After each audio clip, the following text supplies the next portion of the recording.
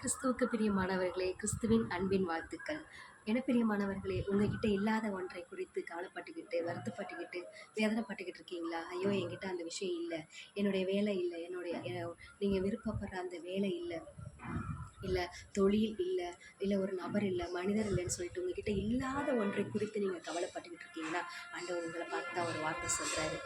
கர்த்தராகிய இயேசு உங்களுக்கென்று வைத்திருக்கிறது உங்களிடத்தில் வரும். யோவான் எழுதின சுவிசேஷம் 6ஆம் அதிகாரத்தில் 37ஆம் வசனம், பிதாவானவர் எனக்கு கொடுக்கிற யாவும் என்னிடத்தில் வரும். பிதாவானவர் எனக்கு கொடுக்கிற யாவும் என்னிடத்தில் வரும்.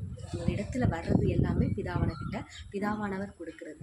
இன்கேஸ் உங்ககிட்ட எதுவுமே உங்ககிட்ட இல்லை அப்படின்னா, இல்லாத ஒன்றை குறித்து நீங்கள் கவலைப்பட்டுக்கிட்டு இருக்கீங்க அப்படின்னா, அது கண்டிப்பாக பிதாவானவர் உங்களிடத்தில் கொடுக்கல அப்படின்னு அர்த்தம். உங்ககிட்ட கொடுக்கறது அப்படின்னா உங்களுக்கென்று ஆண்டவர் வைத்திருக்கிறது நிச்சயமாக பிதாவானவர் அப்படின்னா தேவன் அர்த்தம். தேவன் உங்களுக்குன்னு கொடுக்கறது நிச்சயமாக உங்களை தேடி வரும், உங்ககிட்ட வரும். அப்படி உங்களை தேடி வரல, உங்ககிட்ட வரல அப்படின்னா அது பிதாவானவர் கொடுக்கல, தேவன் கொடுக்கலன்னு என்ற அர்த்தம். ஓகேவா? ஸோ அதை நினச்சி நீங்கள் கவலைப்படாமல், இல்லாததை நினச்சி கவலைப்படாமல், நீங்கள் ஆண்டவர் கொடுக்குறத நினச்சி நீங்கள் சந்தோஷப்படுங்க. ஓகேவா? அது வேலையாக இருக்கட்டும், இல்லாத வேலையை நினச்சி, உறவுகளை நினச்சி, மனிதர்களை நினச்சி, தொழிலை நினச்சி வருத்தப்படாமல் இருங்கள். இல்லாத ஒன்றை நினச்சி நீங்கள் கவலைப்படாதீங்க. பிதாவானவர் உங்களுக்கென்று வைத்திருக்கிறத, தேவன் கர்த்தராகிய இயேசு உங்களுக்கென்று எது வச்சுருக்காரோ, உங்களுக்குன்னு பிளான் பண்ணி திட்டம் பண்ணி வச்சுருக்கிறத கண்டிப்பாக அது உங்களிடத்துல கண்டிப்பாக வந்து சேரும். அப்படி வரல அப்படின்னா அது பிதாவானவர் உங்களுக்கு கொடுக்கல அப்படின்னா. இன்னொரு வார்த்தை ஆண்டவர் சொல்கிறாரு, என்னிடத்தில் வருகிறவனை நான் புறம்பே தள்ளுகிறதில்லை. அப்படி பிதாவானவரால் அனுப்பப்பட்டு, தேவனால் அனுப்பப்பட்ட ஒரு பிதாவானவரால் தேவனால் அனுப்பப்பட்ட ஒருவன் என்னிடத்துல வருகிறவனை நான் என்ன பண்ணுறதில்ல, புறம்பே தள்ளுவதில்லை. ஒருவேளை நீங்கள் எதிர்பார்த்த காரியம் உங்ககிட்ட இல்லாமல் வேறு காரியம் உங்ககிட்ட இருக்குது, இல்லை ஒரு வேறு வேலை இருக்குது, இல்லை வேறு வேலை கிடச்சிருக்கு, இல்லை உங்கள் படிப்புக்கும் அந்த வேலைக்கும் சம்மந்தமே இல்லாமல் வேலை பார்த்துக்கிட்டு இருக்கீங்க, இல்லை உங்கள் அனுபவத்துக்கும் நீங்கள் இருக்கிற இடத்துக்கும் சம்மந்தமே இல்லாமல் இருக்கிறீங்க அப்படின்னா நீங்கள் அதை புறம்ப தள்ளிடாதீங்க, இல்லை அதை விட்டு வெளியில் வந்துடாதீங்க, இல்லை எனக்கு அதை பிடிக்கல அப்படின்னு சொல்லிட்டு ஒதுக்கி வச்சிடாதீங்க. அது தேவன் கொடுத்தது, அது அனுபவம். அது ஸ்டார்டிங்கில் உங்களுக்கு அப்படி கஷ்டமாக தான் இருக்கும், வருத்தமாக இருக்கும். ஆனால் ஆரம்பம் அற்பமாக இருந்தாலும் முடிவு சம்பூரணமாக இருக்கும்னு ஆண்டவர் சொல்லியிருக்கிறாரு. ஆரம்பத்தில் கஷ்டமாக இருக்கும், ஆனால் அந்த பாதை வழியாக உங்களுக்கு ஏதோ ஒரு கற்றுக் கொடுக்கணும்னு நினச்சிருக்கிறாரு.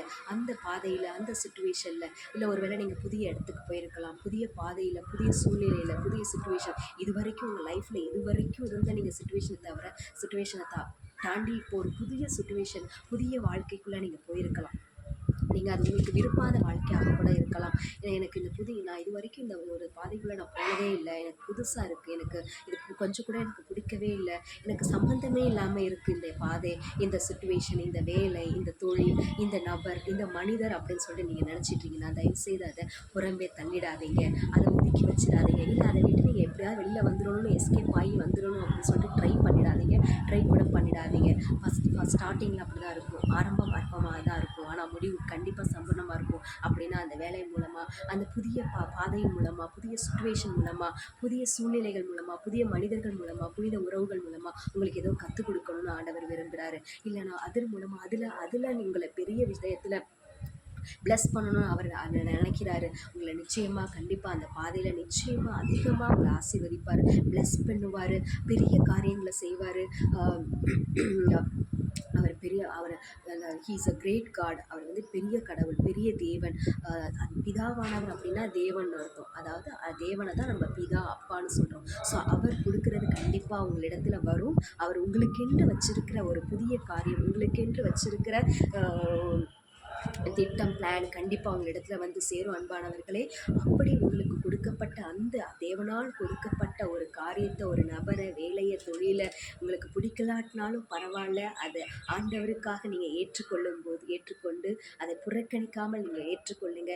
நிச்சயமாக அதன் வழியாக உங்களுக்கு பெரிய காரியத்தை, நீங்கள் நினச்சி பார்க்கவே முடியாத, நீங்கள் நினைப்பதற்கு எண்ணுவதற்கு மேலான காரியத்தை, ஒரு விஷயத்தை, ஒரு ஆசீர்வாதத்தை, ஒரு பிளஸ்ஸிங்கை அந்த பாதையில், அந்த நபர் மூலமாக, அந்த மனிதர்கள் மூலமாக, அந்த தொழில் மூலமாக, அந்த வேலை மூலமாக, அந்த காரியத்தின் சூழ்நிலைகள் மூலமாக உங்களுக்கு கொடுக்க ஆண்டவர் வல்லவராக இருக்கிறார். கர்த்தர் தாமே இந்த வார்த்தையை ஆசீர்வதிப்பாராக.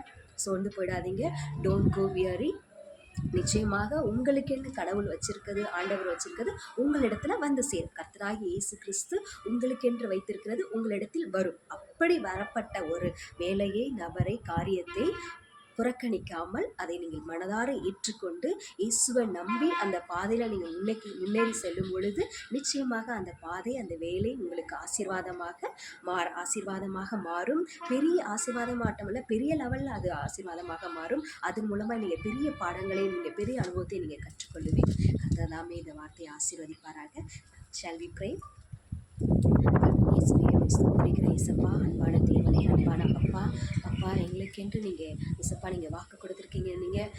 நான் உங்களுக்கென்று வச்சிருக்கிறத கண்டிப்பாக உங்களிடத்துல வந்து சேரும். இல்லாததை நினச்சி நீங்கள் கவலைப்படாதீங்கன்னு சொல்லி எங்களை பார்த்து நீங்கள் பேசியிருக்கீங்க இயேசப்பா.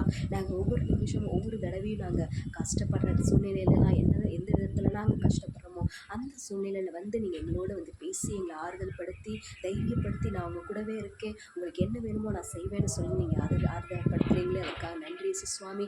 நிச்சயமாக நீங்கள் எங்களுக்கு கொடுக்குறத நாங்கள் அதை புறக்கணிக்காமல், தள்ளாமல், அதை நாங்கள் மனதார ஏற்றுக்கொண்டு, நீ கொடுக்குற பாதைகளை நாங்கள் சந்தோஷமாக ஏற்றுக்கொண்டு அந்த பாதைகளை நாங்கள் முன்னேறி செல்ல எங்களுக்கு மனநிலையை தாருங்க, பக்குவத்தை தாங்க, முதிர்ச்சியை கொடுங்க தகப்பன். அதை ஏற்றுக்கொள்ளக்கூடிய பக்குவத்தை, மனதை, எங்களுக்கு தைரியத்தை தாங்க இயேசு சுவாமி. அந்த பாதையில் நாங்கள் ஒரு பெரிய அதிசயத்தை, அற்புதத்தை நாங்கள் காண எங்களுக்கு உதவி செய்யுங்க இயேசு சுவாமி. இயேசு நாமத்தில் பிதாவே, ஆமென். God bless you. கர்த்தர் உங்களை ஆசீர்வதிப்பார். நிச்சயமாக கர்த்தராகிய இயேசு கிறிஸ்து உங்களுக்கென்று வைத்திருக்கிறது உங்களிடத்தில் வரும்.